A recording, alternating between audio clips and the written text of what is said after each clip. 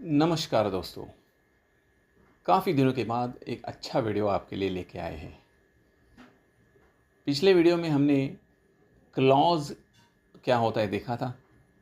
Clause के दो parts देखे थे, एक मेन क्लॉज और subordinate clause.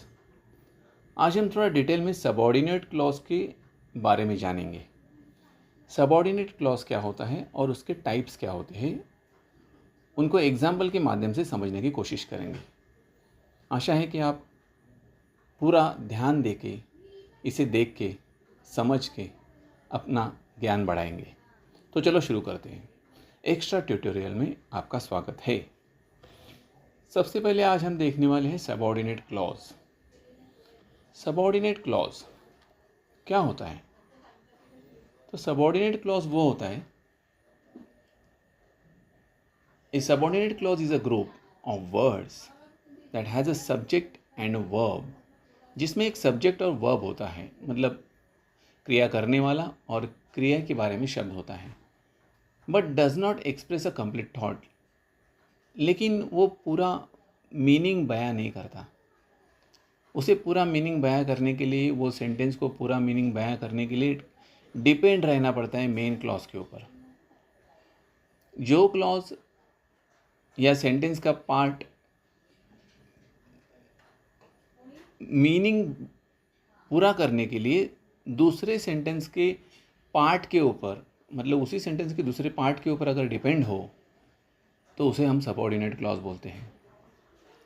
In other words, a subordinate clause cannot stand alone and is always attached to a main clause. ये कभी भी सिंगल नहीं आता, ये हमेशा मेन क्लॉज को जोड़ के ही आता है। अभी टाइप्स कौन कौन से होते हैं सबऑर्डिनेट क्लॉज की? तो आज हम 3 टाइप देखने वाले हैं: नाउन क्लॉज, एडजेक्टिव क्लॉज और adverb clause. Noun clause, adjective clause और एडवर्ब क्लॉज। सबसे पहले नाउन क्लॉज। सबऑर्डिनेट क्लॉज की 3 टाइप में से पहला type noun clause. A noun clause functions as a noun in a sentence. It can act as the subject, object or complement of a verb or a preposition. मतलब ये जो noun clause होता है, ये जो पार्ट होता है sentence का, जिसे हम नाउन क्लॉज करके बोलेंगे, ये कौन सी क्रिया करता है? तो ये किसी नाउन, सेंटेंस में जो नाउन होता है उसके बारे में हमें जानकारी देता है। ये सब्जेक्ट या ऑब्जेक्ट या कॉम्प्लीमेंट करके क्रिया का काम कर सकता है, या फिर प्रीपोजिशन के लिए ये काम कर सकता है। आगे देखते हैं। अभी नाउन क्लॉज समझने के लिए कुछ एग्जाम्पल देखेंगे। जैसे what is said, what he said surprise me. अभी इसमें व्हाट ही सेड सरप्राइज्ड मी, अगर हम व्हाट ही सेड को अगर हम लोग एक नाम की तरह देखेंगे, सब्जेक्ट की फॉर्म में देखेंगे, तो हम यहाँ पे उसके बदले इट सरप्राइज मी या धिस सरप्राइज मी ऐसा भी बोल सकते हैं। तो वो जो धिस है उसकी जगह पे हम लोग ने फ्रेज लिया व्हाट ही सेड, तो ये हो गया नाउन क्लॉज। और ये what he said surprise me, ये जो व्हाट ही सेड पार्ट है वो सबऑर्डिनेट क्लॉज का पार्ट है, और ये सब्जेक्ट करके सेंटेंस में काम कर रहा है, इसके लिए ये नाउन क्लॉज है। दूसरा example, the God is everywhere is true. The God is everywhere is true, this is true, ऐसा अगर हम सेंटेंस लेते हैं तो ये सब्जेक्ट को डिस्क्राइब कर रहा है, the God is everywhere is true. और यहाँ पे ये सेंटेंस में इज जो वर्ब है उसको ये मॉडिफाइड कर रहा है कि सच्चाई क्या है, तो भगवान सब जगह है। अगला सेंटेंस देखते हैं, the Rakesh will be selected, the Rakesh will be selected is certain. Next sentence, whether Asha will come is doubtful.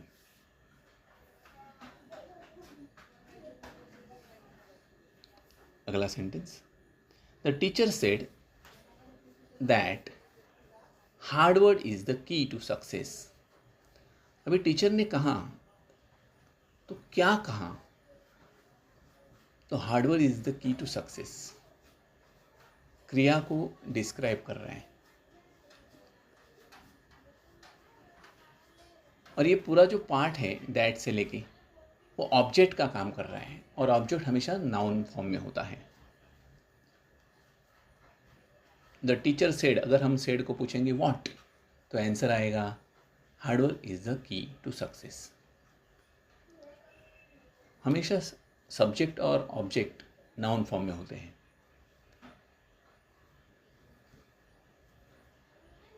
Next sentence, I do not know where she lives. I do not know where she lives. Next sentence, take whatever you want. हम बोल सकते हैं ना take this, और this मतलब वो जो है उसकी जगह पे हमने यूज़ किया whatever you want.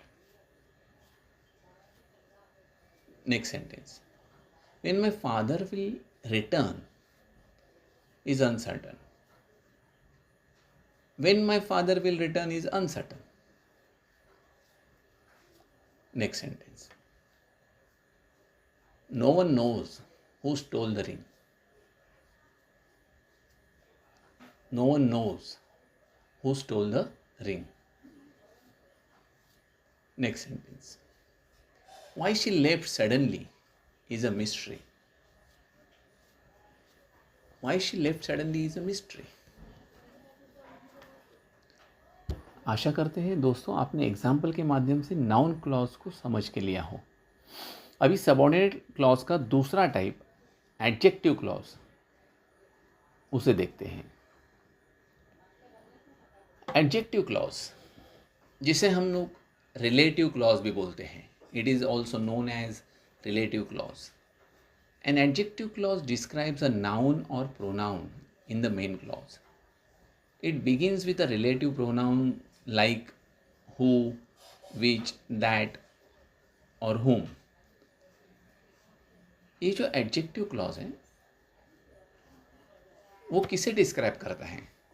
तो मेन क्लॉज में, मतलब जो क्लॉज के ऊपर सबऑर्डिनेट क्लॉज डिपेंड है, वो मेन क्लॉज में नाउन या प्रोनाउन को ये डिस्क्राइब करता है. मतलब जो नाउन है या फिर प्रोनाउन है उसके बारे में ये एक्स्ट्रा इन्फॉर्मेशन देता है. कुछ एग्जाम्पल के माध्यम से समझने की कोशिश करते हैं. ये काफ़ी आसान है एडजेक्टिव क्लॉज को पहचानना. जैसे द बॉय, अब ये नाउन है. Who has stolen your pen in my classmate. The boy who has stolen your pen is my classmate. अभी ये जो लड़का है उसके बारे में अतिरिक्त इन्फॉर्मेशन दिया है, एक्स्ट्रा इन्फॉर्मेशन यहाँ दी है कि ये जो लड़का है who has stolen your pen, जिसने तुम्हारा पेन चुराया है, इज़ माई क्लासमेट, वो मेरा क्लासमेट है. मतलब ये नाम के बारे में, नाउन के बारे में एक्स्ट्रा इन्फॉर्मेशन दे रहा है, डिस्क्राइब कर रहा है नाउन को. इसके लिए ये एडजेक्टिव क्लॉज है क्योंकि ये एडजेक्टिव का पार्ट अदा कर रहा है. Second sentence, this is the story. ये एक कथा है, उसके बारे में डिटेल में आगे आ रहा है. That my grand mother told me yesterday, जो मेरे ग्रैंड मदर ने कल मुझे बताई. मतलब वो जो स्टोरी है उसके बारे में हम एक्स्ट्रा इन्फॉर्मेशन दे रहे हैं, एडिशनल इन्फॉर्मेशन दे रहे हैं. तो इसे हम लोग, ये एडजेक्टिव का पार्ट अदा कर रहा है, अंडरलाइन पार्ट, तो इसे एडजेक्टिव क्लॉज बोलेंगे. नेक्स्ट सेंटेंस में जाते हैं. दिस इज़ द हाउस, ये जो घर है उसके बारे में एक्स्ट्रा इन्फॉर्मेशन है. दैट महेश बिल्ट, जो महेश ने बांधा है. किसी भी नाउन के बारे में या प्रोनाउन के बारे में एक्स्ट्रा एडिशनल इन्फॉर्मेशन दी जाती है या किसी नाउन को डिस्क्राइब किया जाता है तो वो पार्ट को हम एडजेक्टिव बोलते हैं. और वो पार्ट को लेके जो फ्रेज आती है उसे हम लोग एडजेक्टिव क्लॉज बोलते हैं। फोर्थ एग्जाम्पल, द बुक, ये नाउन है। That was sold in my shop, the book that was sold in my shop, जो मेरे शॉप में मतलब मेरी दुकान में बेची गई। Next sentence, I left hander, sorry, a left hander is a person, दाएं हाथ वाला, a left hander is a person who normally uses his left hand। यहाँ पे left hander is a person, ये जो पार्ट है उसके बारे में एक्स्ट्रा इन्फॉर्मेशन दी जा रही है। और ये left hander is a person, ये सब्जेक्ट है और सब्जेक्ट हमेशा नाउन फॉर्म में होता है तो, या प्रोनाउन फॉर्म में होता है, तो इसके बारे में अतिरिक्त इन्फॉर्मेशन देने वाले पार्ट को एडजेक्टिव क्लॉज बोलेंगे। Next sentence, this is the place where the meeting will be held, this is the place where the meeting will be held। ये जगह के बारे में, ये जो जगह है दिस इज़ द प्लेस, उसके बारे में एक्स्ट्रा इन्फॉर्मेशन मिल रही है हमें, where the meeting will be held. तो ये अंडरलाइन पार्ट हो गया एडजेक्टिव और इसे बोलेंगे एडजेक्टिव क्लॉज। अगले एग्जाम्पल की तरफ चलते हैं। द टाइम, अब ये नाउन है time, when the chief guest will arrive is not known to us, और ये नाउन के बारे में हमें एडिशनल इन्फॉर्मेशन दे रहा है तो इसे हम एडजेक्टिव क्लॉज कहेंगे। At example, we were shown the hall, हमें हॉल दिखाया गया, in which Sachin Tendulkar use to play, जहाँ सचिन तेंदुलकर खेला करता था। तो ये हॉल के बारे में हमें जानकारी दे रहा है पार्ट, और हॉल जो है नाउन है, इसके लिए ये नाउन के बारे में जानकारी दे रहा है तो ये एडजेक्टिव हो गया। अगला sentence, the reason why her husband divorce her is unknown, यहाँ रीज़न जो नाउन है उसके बारे में एडिशनल इन्फॉर्मेशन मिल रहा है तो एडजेक्टिव का पार्ट अदा करेंगे, इसके लिए एडजेक्टिव क्लॉज हुआ। Last example, the spot where Lincoln was buried, spot भी नाउन है और उसके बारे में एडिशनल इन्फॉर्मेशन दे रहा है, मतलब स्पॉट को डिस्क्राइब कर रहा है ये पार्ट, तो एडजेक्टिव क्लॉज हो गया। दोस्तों आशा करते हैं कि आपने इन एग्जाम्पल के माध्यम से थोड़ा बहुत एडजेक्टिव क्लॉज समझने की कोशिश की हो। आपको ये दोबारा देखना पड़ेगा, आपको ये वीडियो बार बार देखना पड़ेगा और समझ के लेना पड़ेगा कि ये नाउन क्लॉज कैसा होता है, किसे डिस्क्राइब करता है, ये एडजेक्टिव क्लॉज कैसा होता है, किसे डिस्क्राइब करता है। और वैसे हम आगे जाएंगे अभी तीसरे टाइप की तरफ, जो है एडवर्ब क्लॉज। ये भी काफ़ी आसान है। एडवर्ब क्लॉज क्या होता है? सबऑर्डिनेट क्लॉज में जो 3 टाइप है उसमें एडवर्ब क्लॉज क्या होता है? An adverb clause modifies a verb, adjective or another adverb. ये जो क्लॉज रहता है एडवर्ब क्लॉज, ये मेन क्लॉज में जो सेंटेंस रहता है, मेन क्लॉज में जो वर्ब रहता है उसको मॉडिफाइड करता है, या एडजेक्टिव रहता है उसको मॉडिफाइड करता है, या फिर कोई एडवर्ब रहेगा उसको मॉडिफाइड करता है। It answers questions like when, where, why, how और under what conditions। इस टाइप के सवालों के जवाब रहते हैं ये adverb clause. It often begins with subordinating conjunctions। ये हमेशा subordinating conjunction के साथ शुरू होता है, such as because, if, although, when, while, since, etc। चलो कुछ एग्जाम्पल्स के माध्यम से समझने की कोशिश करते हैं। राजेश मेट मी, यहाँ भी क्रिया है मेट, उसके बारे में अतिरिक्त इन्फॉर्मेशन दी जा रही है, और क्रिया के बारे में एडिशनल इन्फॉर्मेशन देने वाला जो पार्ट रहता है वो एडवर्ब रहता है, और ये एडवर्बियल फ्रेज है तो ये हो गया adverb clause, sometimes ago. Second sentence, Santosh is in the hall. Santosh कहाँ है? तो हॉल में है, तो उसके बारे में अतिरिक्त इन्फॉर्मेशन दे रही है, ये पार्ट, तो इसे हम बोलेंगे एडवर्ब क्लॉज। अगला सेंटेंस देखते हैं। When I open the door I saw a ghost. I saw a ghost, मैंने घोस्ट देखा, लेकिन कब? तो वो सॉ को मॉडिफाइड कर रहा है, वर्ब को मॉडिफाइड कर रहा है part when I open the door, जब मैंने दरवाज़ा खोला। तो इसके लिए अंडरलाइन पार्ट हो गया एडवर्ब क्लॉज, और ये पार्ट जो है वो मेन क्लॉज के ऊपर डिपेंड है, इसके लिए ये सबऑर्डिनेट क्लॉज है, जिसे हम डिपेंडेंट क्लॉज भी बोलते हैं। Fourth sentence, Rahul met me yesterday. Rahul met me, but when? Yesterday.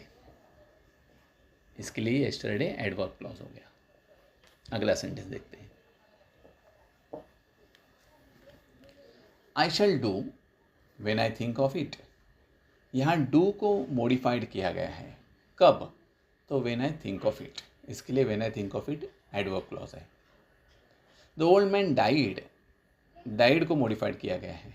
Before I call the doctor, doctor को बुलाने के पहले वो क्रिया हो गई, क्रिया को मॉडिफाइड कर रहा है, इसके लिए वो एडवर्ब है, और ये पार्ट जो है वो एडवर्बियल फ्रेज है, तो एडवर्ब क्लॉज हो गया।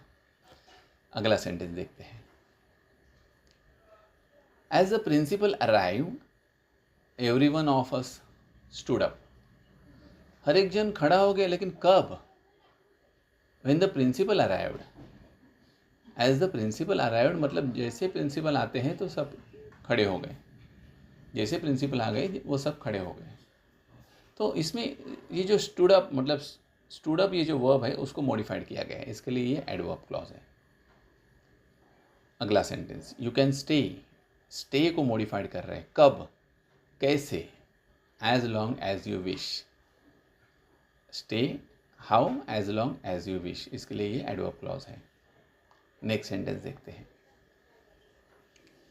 Rajesh is as intelligent as his father. Rajesh कैसा है? तो उसके पिताजी की तरह इंटेलिजेंट है, तो ये एडवर्ब क्लॉज हो गया, as intelligent as her father, his father. Last sentence, black soil is more fertile than red soil. Fertile को डिस्क्राइब कर रहे हैं हम लोग यहाँ पे, black soil is more fertile, ये ज़्यादा फर्टाइल है, किससे? तो रेड सॉइल से, तो इसके लिए ये दैन रेड सॉइल हो गया एडवर्ब क्लॉज। दोस्तों, आशा करते हैं कि आपने सबऑर्डिनेट क्लॉज समझ के लिया हो। पिछले वीडियो में जो क्लॉज का हमने वीडियो बनाया उसमें मेन क्लॉज और सबऑर्डिनेट क्लॉज को हमने डिटेल में बताया है, तो उसे आप ज़रूर देखिएगा, उसके बाद में ये वीडियो देखिएगा, तो आपको ये सबऑर्डिनेट क्लॉजेस के टाइप अच्छी तरह से समझ में आएंगे। और फिर एग्जांपल्स को देखते वक्त अंडरलाइन पार्ट कौन सी भूमिका अदा कर रहे हैं इसके ऊपर फोकस कीजिएगा, तो आपके समझ में धीरे धीरे आ जाएगा कि ये नाउन क्लॉज, एडजेक्टिव क्लॉज और एडवर्ब क्लॉज ये कैसे आइडेंटिफाई करने हैं। सबऑर्डिनेट क्लॉज आपको आइडेंटिफाई करना आना चाहिए, उसके बाद में उसके जो नाम है वो लिखने के लिए अगर बोलेंगे तो आप ये नाउन, एडजेक्टिव और एडवर्ब इनमें से कोई भी आप आइडेंटिफाई करके लिख सकते हैं। दोस्तों, आपने हमारी वीडियो देखे हैं, ये भी वीडियो आपने अच्छी तरह से देखा, तो उसके लिए हम आपके आभारी हैं। ऐसे ही हमारी वीडियो देखते रहिए और आपका ज्ञान बढ़ाते रहिए, और वीडियोस को आपके संपर्क में शेयर करते रहिए ताकि दूसरों का भी ज्ञान बढ़े। लाइक कीजिएगा, हमारे चैनल को सब्सक्राइब करके रखिएगा ताकि हमें मोटिवेशन मिले और हम अलग अलग क्षेत्रों के पढ़ाई के माध्यम में आपको काम आने वाली वीडियो बना के यहाँ अपलोड करते रहें। तो दोस्तों, विदा लेते हैं, फिर मुलाकात होगी एक नई वीडियो के साथ। तब तक जय हिंद।